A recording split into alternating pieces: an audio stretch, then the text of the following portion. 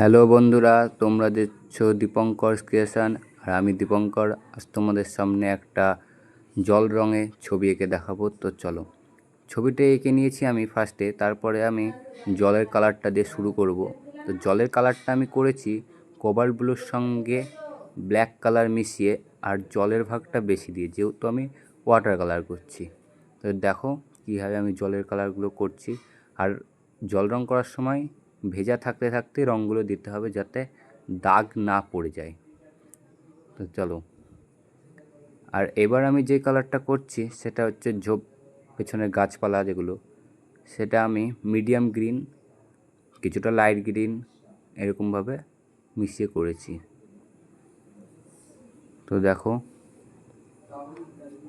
আমি এখন ফিগারগুলোতে চাপাচ্ছি। আর জলের মধ্যে যেগুলো দেখতে পাচ্ছ, আর ওগুলো হচ্ছে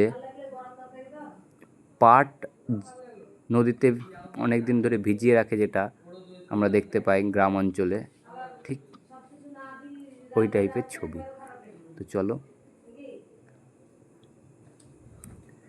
ছবিটার প্রায় রং চাপানো হয়ে গেছে, এখন আমি টুকটাক ফিনিশিংগুলো দিয়ে নেব। আর কিছু জায়গায় আমার আঁকাটা হয়তো হয়নি, সেগুলো আমি ঠিকঠাক করে নিচ্ছি।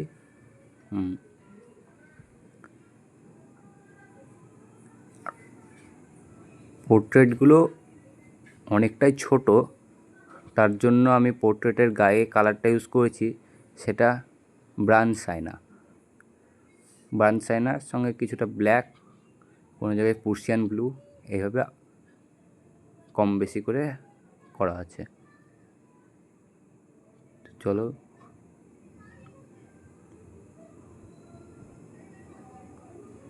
টুকটাক ফিনিশিংগুলো করে নিচ্ছি।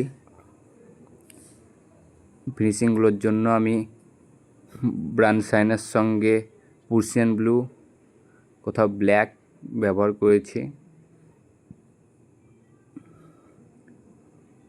আর এখন পাটের মরশুম, সেই জন্য আমার এই ছবিটি আঁকা। তো চলো,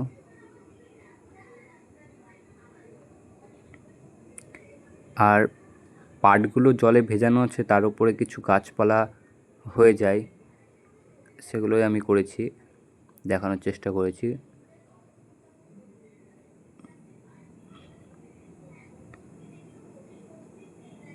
আর আমি